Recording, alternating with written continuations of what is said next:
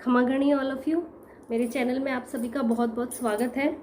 तो वीडियो में हम बात करेंगे, जिस बारे में मैं आपसे बात करूंगी इस वीडियो में वो आप सभी को पता होगा, लेकिन कभी किसी ने ध्यान नहीं दिया होगा कि ऐसा क्यों होता है, हम ऐसा क्यों करते हैं।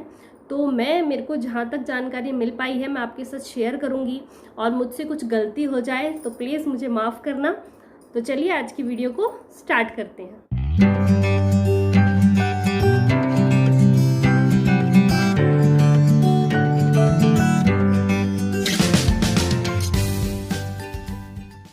तो जब भी हमारे घर में कोई मेहमान आते हैं, जवाई आते हैं या फूफूसा हुकुम आते हैं, तो हम लोग जब भी उनको खाना परोसते हैं तो जीने के लिए बोलते हैं तो बाजोट लगाई जाती है।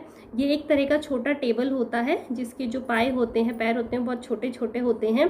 तो बाजोट लगाई जाती है। बाजोट पे थाल सजाया जाता है। जिस थाल में काफ़ी तरह की 2-3 तरह की सब्जियां होती हैं, मिठाइयाँ होती हैं और रोटियां होती हैं, खीर होती है। मतलब जो भी हम हमारे मेहमान के लिए बनाते हैं वो सभी हम उसमें परोसते हैं। बाजोट पे थाल को रखा जाता है और फिर जीमते हैं।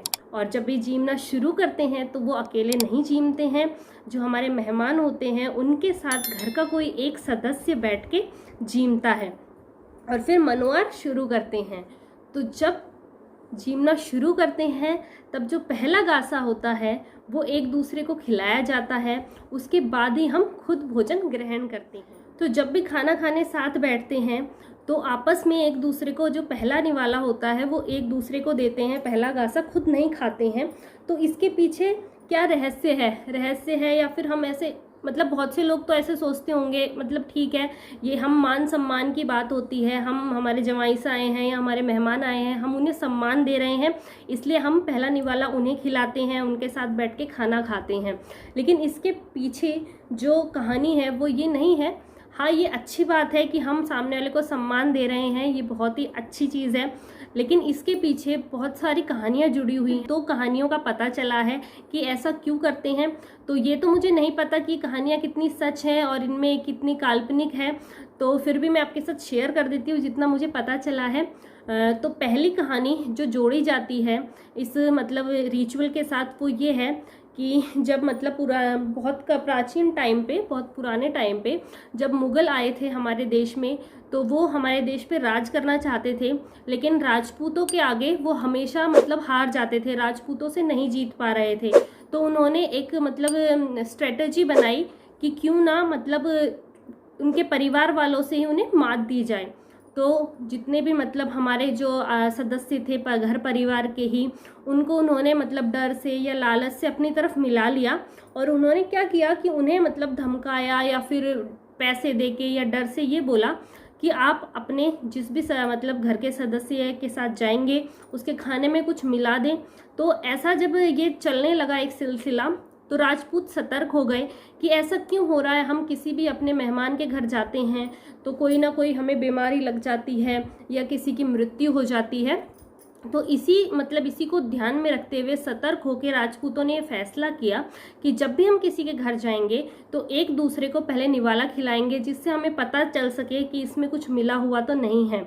और इसी से ये जो एक मतलब सतर्कता की कहानी थी, या एक संस्कृति बन गई, जो कि मतलब अभी अगर इस कहानी को हटा दिया जाए तो मुझे लगता है बहुत ही अच्छा रिचुअल है। हमें मतलब ऐसा फील होता है सामने वाले को भी कि हम उसे सम्मान दे रहे हैं, इसलिए हम पहला गासा उसे खिला रहे हैं। तो दूसरी कहानी जो जोड़ी जाती है इस रिचुअल के साथ वो ये है कि एक बार नारद जी ने ब्रह्मा जी से कहा कि ब्रह्मा जी, आपके जो राक्षस हैं और देवता हैं वो दोनों ही आपकी संतानें हैं, तो आपको कौन प्रिय है? आपको क्या लगता है कि दोनों में से ज़्यादा समझदार कौन है? एक के पास बुद्धि है, दिमाग है, एक के पास शक्तियां हैं, तो बताइए आप कि मतलब कौन है जो सर्वोपरि है? तो ब्रह्मा जी बोलते हैं कि आप राक्षसों को और देवता को दोनों को बुलाइए खाने पे, भोजन के लिए।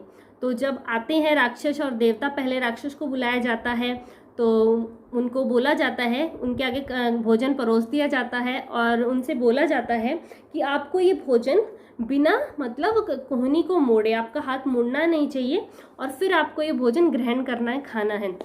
तो राक्षसों का दिमाग इतना मतलब बुद्धि नहीं चलती थी, इतनी उनके पास शक्तियाँ बहुत थी। तो कोई तो उछाल उछाल के खाने लगा कि चलो मुंह में आ जाएगा, कोई मतलब किसी और तरीके से, तो ऐसे करके उन्होंने बड़ी मुश्किल से भोजन ग्रहण किया। और कई कई राक्षस तो ऐसे थे जो भूखे ही चले गए। उसके बाद देवताओं को बुलाया गया, देवताओं को भोजन ग्रहण करने के लिए कहा गया। तो देवताओं के आगे भी यही शर्त रखी गई कि आपको कोहनी को नहीं मोड़ना है और भोजन करना है। तो देवताओं ने बहुत ही सरलता से अपने मतलब जिस जगह पे वो बैठे थे वहाँ से खड़े हुए और एक दूसरे के सामने आके बैठ गए और फिर एक दूसरे को निवाला देके खाने लगे।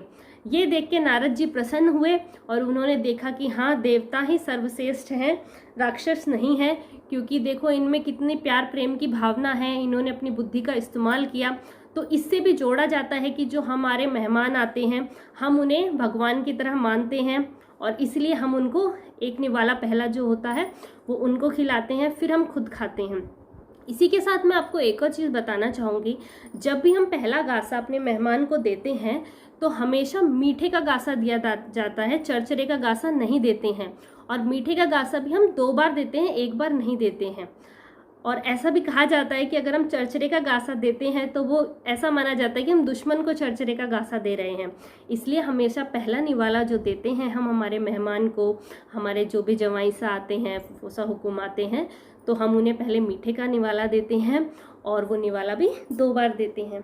तो ये थी 2 पौराणिक कथाएं, कहानियाँ या आप काल्पनिक कथाएं भी कह सकते हैं, जो इस रिचुअल से जुड़ी हुई हैं कि हमारे घर में कोई भी मेहमान आता है तो हम पहला गासा उसे क्यों देते हैं। अगर आपको मेरी ये वीडियो अच्छी लगी हो तो प्लीज़ मेरे चैनल को सब्सक्राइब करें और बेल आइकन को हिट करें और इस वीडियो को ज़्यादा से ज़्यादा शेयर करें और लाइक भी करें। फिर मिलते हैं नेक्स्ट ब्लॉग में या नेक्स्ट वीडियो में। तब तक के लिए खमा गणिसा।